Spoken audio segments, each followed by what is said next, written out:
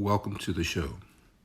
So, today we'll be discussing basketball in Asia. Basketball is China's number one sport, the world's biggest country's favorite sport. Who knew it'd be basketball? So, sports are a language that is spoken between those playing.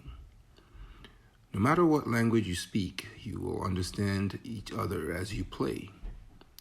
This reigns true in the world of basketball. Embraced in countless cultures around the world, basketball is one of the most popular sports on the globe. I'm sure you, as the listener, already know a thing or two about basketball. But do you know about basketball in China? Unless you've lived there, probably not. Basketball is China's largest and most popular sport. This may come as a surprise to some, but it's pretty easy to understand. The sport has a vast background in China, dating back to the 1890s, and has been continually embraced. Being a basketball player and an avid pickup player living in China has been a breath of fresh air in my hoop life, somebody said recently. Nearly every couple of blocks, you'll find a court with people playing together. It's truly a paradise for a street baller.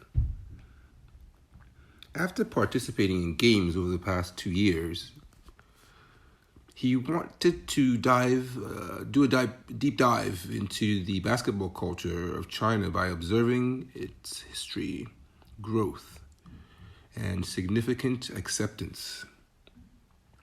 So, basketball in China has missionary beginnings from 1891.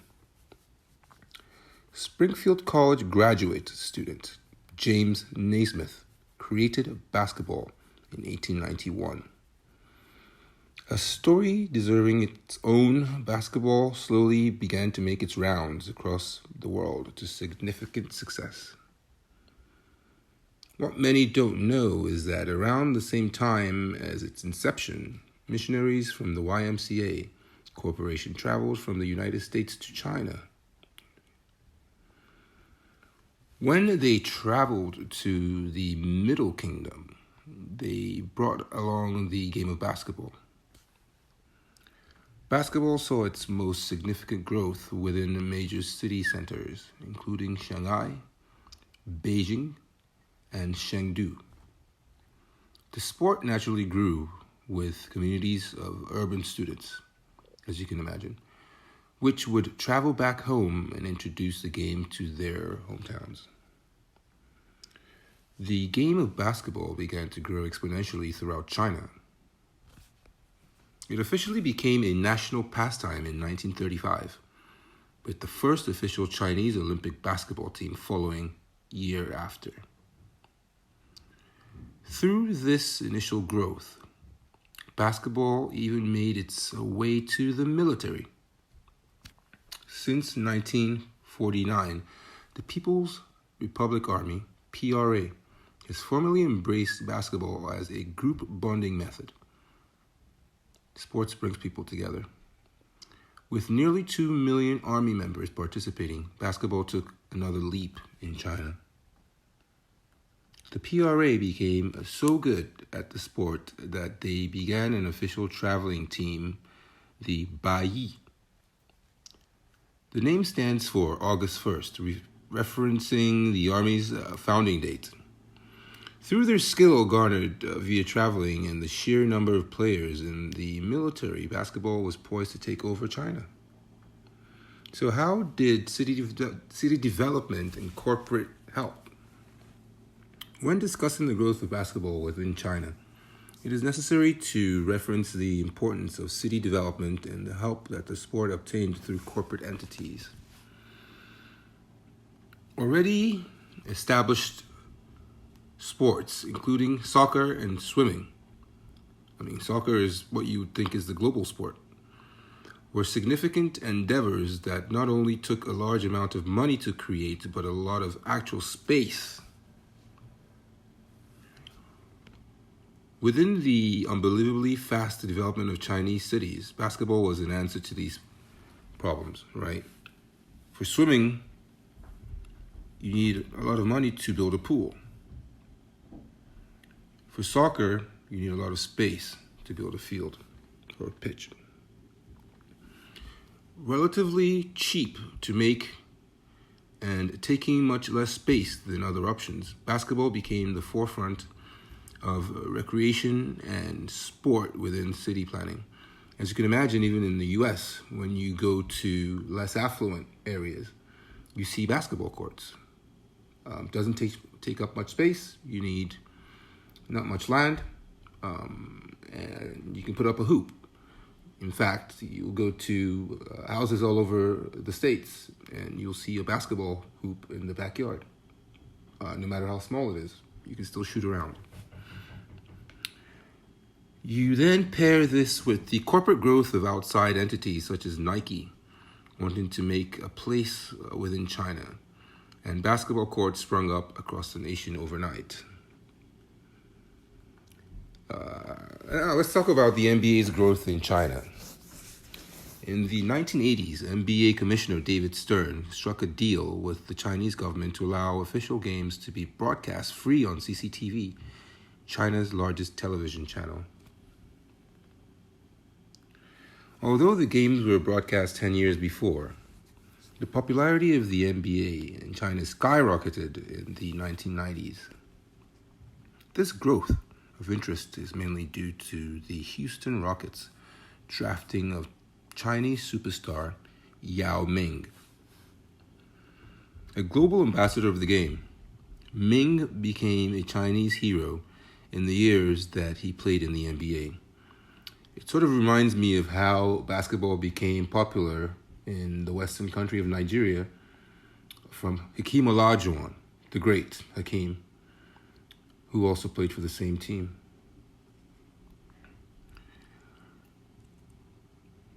So, as a global ambassador of the game, as I said, Ming became a Chinese hero in the years that he played in the NBA. Coupled with scoring expert Tracy McGrady and a solid team of role players, the Houston Rockets were an exciting team to watch at the time. With Yao Ming being the first breakout Asian star in the NBA, and to this day, the best. Jeremy Lin, not bad, but he's no Yao Ming. An entire generation of Chinese became fans of the Rockets. We're not going to talk about recent events with the team, but Linsanity was not even close to what Yao Ming did. Coupled with the globalization of the game headed by Stern, the NBA was ready to set up shop within China. The association hosted its first games in China in 2004 with a successful internationalization process, bringing the NBA to China. Its popularity continued. Along with the NBA's growth, basketball followed into pop culture within China, just like the rest of the world. A perfect example of this is the Japanese manga Slam Dunk. Originally from 1990 to 1996, the world-famous story took China by storm. The manga follows a Japanese delinquent named Hanamichi Sakuragi. Trying to get closer to his love interest, he decides to join his high school's basketball team. Originally joining for a girl, his motivations change as his love moves to basketball.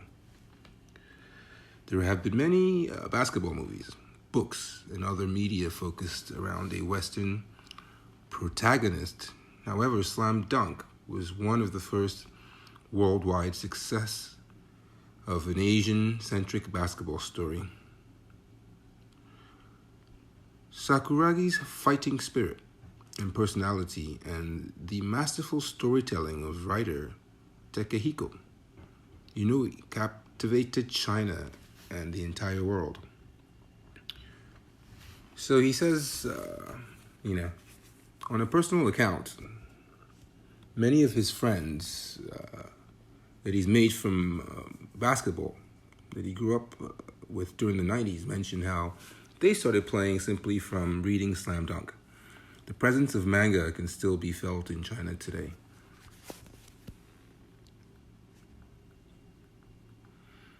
So, let's take a look at where basketball is in China today. With all of these variables helping its success, basketball has become the #1 spectator sport in China. Who would have known? The country even has its professional basketball league, the Chinese Basketball Association, which has seen quite a lot of success. Hosting international stars including Stephen Marbury and Jimmer Fredette, the CBA has solidified itself as one of the top 5 basketball leagues in the world. People who have been teachers in China, they have given countless parents, or they've heard countless parents telling them how their children are on basketball teams, going to training camps, or attending one-on-one lessons. It's great to see how the young people of that nation getting active and learning about teamwork through basketball. Very effective way. Being a basketball player himself, the game's popularity is a great thing for him personally, he said. He can walk down the street at any given time and find a match going on. When there's a good game, it's easy to gather a crowd of 50 some odd people to watch. It's true. People love watching street ball. Side spectators. The atmosphere, the history, and the presence of basketball in China are truly one of a kind. So, he said, and I quote, "Now that I've finished writing this, I think it's time for me to go to my favorite court and run a couple games." Thanks for stopping by, guys. Please like, subscribe, and we'll see you next time.